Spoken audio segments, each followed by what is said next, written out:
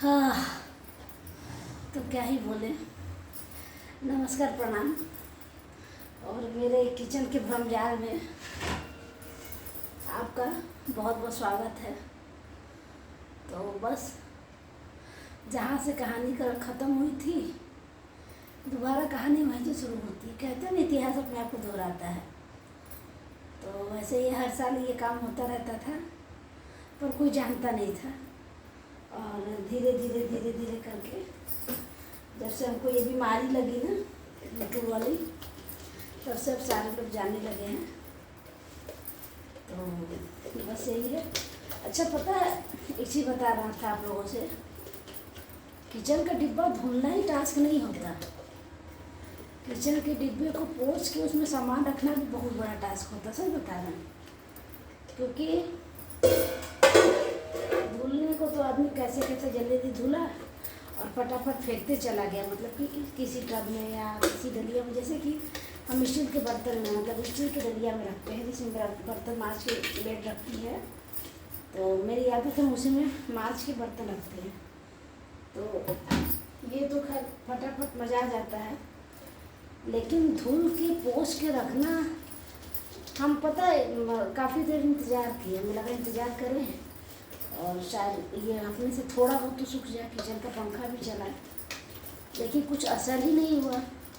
तो हम कहें कि अब हमको जो है कि करना ही पड़ेगा, और नहीं करेंगे तो फिर पता है थोड़ा थोड़ा जैसे कई ठो सामान भी मतलब डिब्बे का निकाल के साफ किए हैं। तो ये डर भी लगता है ना कि कीड़ा वगैरह में चाट ले दिया।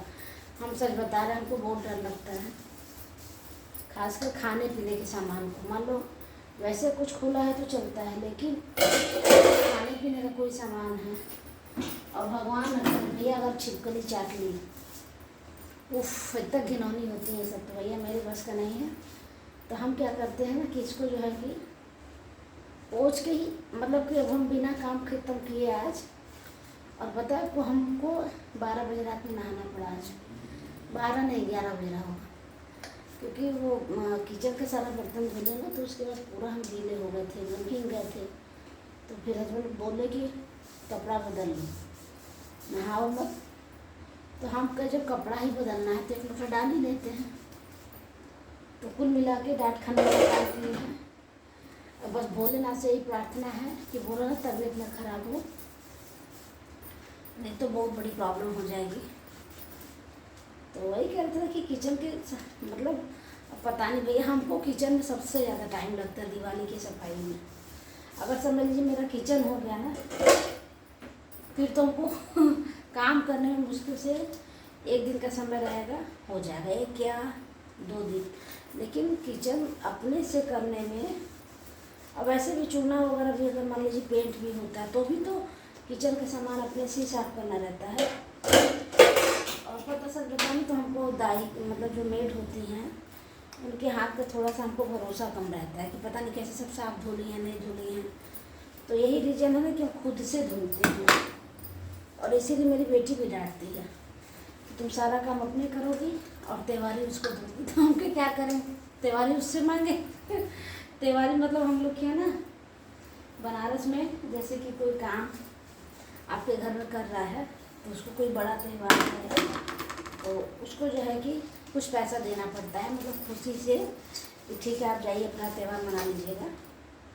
अब आपके यहाँ ये होता है कि नहीं, तुमको नहीं पता, लेकिन हम करते हैं। हमारे यहाँ होता है, मेरी अम्मा करती थी, फिर हम लोग यहाँ तक कि ऑफिस वगैरह में भी तो बख्शीश जिसको कहते हैं मिलता ही है। सारे जितने आपके यहाँ काम करने वाले लोग होंगे, अगर आपके अंडर में 2-4-10 लोग काम कर रहे हैं, तो होली दिवाली दशहरा 3 ही तो त्यौहार ही मिलती है, नहीं तो और कोई इतना बड़ा त्यौहार तो होता नहीं।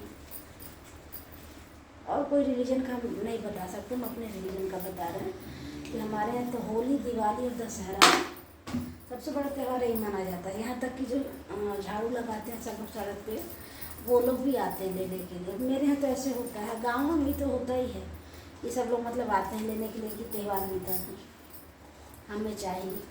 तो इसीलिए हम जो है कि देना ही पड़ेगा भाई। आप अगर किसी को अपने लिए, और सबसे बड़ी बात ये होती है ना कि अगर कोई आपके भरोसे काम करने के लिए बैठा है और आप ही के यहाँ से उसकी रोजी रोटी चल रही है, तो अगर आप नहीं देंगे तो फिर किसके यहाँ मांगने जाएगा, ये भी बात होती है।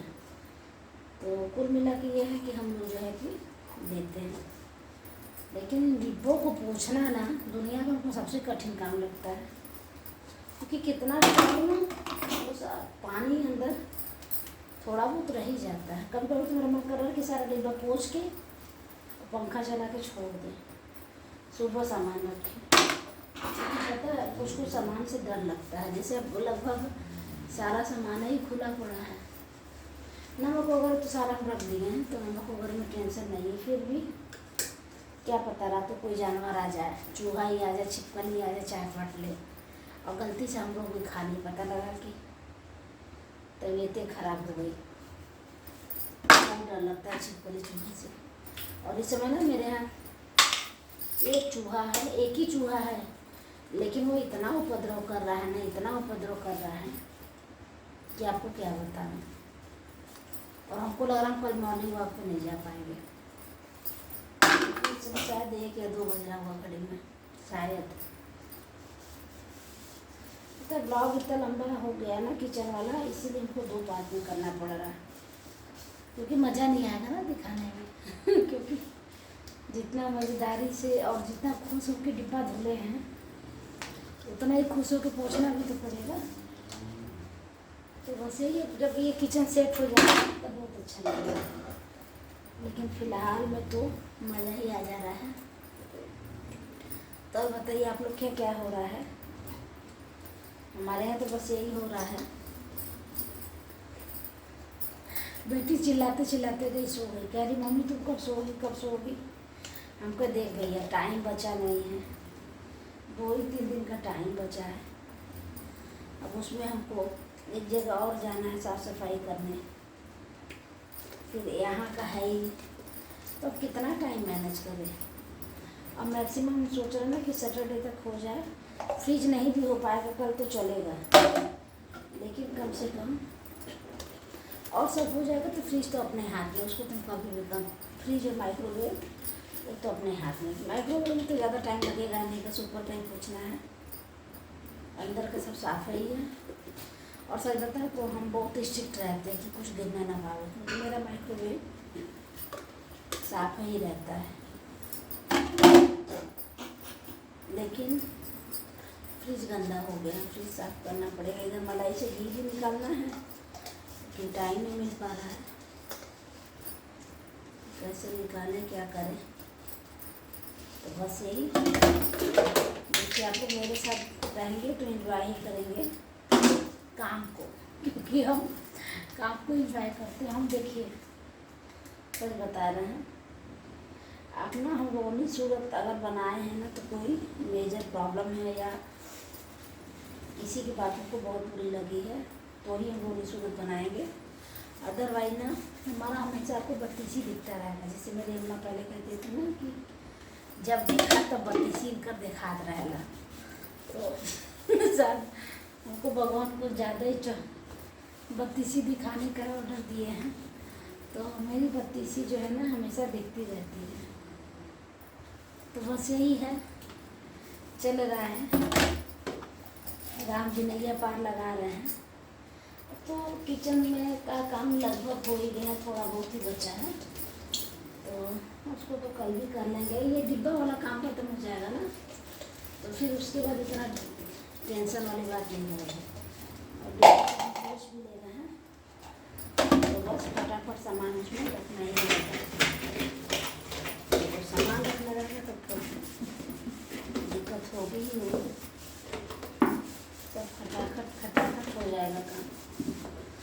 तो आप लोग भी तो ऐसे ही सामान रख रहे होंगे, ये थोड़े से कुछ अजूबा नहीं कर रहे हैं या डेली, मतलब करोड़ों लेडीजें ये काम कर रही होंगी। बस मेरा ये फ़ायदा है कि हम रिकॉर्ड करके दिखा दे रहे हैं, और जो लेडीजें काम कर रही होंगी वो दिखा नहीं पा रही हैं। बस थोड़ा सा अंतर है, अदरवाइज इस समय तो सबकी बैंड बज रही है। सब बता मेरा, अरे बाप, हमें तो लग रहा है ना हम कुछ दिन में एकदम टकले ही हो जाएंगे। सच बता रहे हैं, जुड़े चमन हो जाएंगे। पता नहीं क्या बात हो गई कि बाल है कि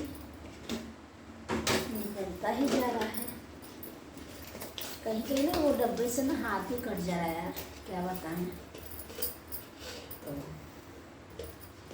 बस ऐसे ही चलिए पूछ लेते, फिर आपसे मिलते हैं।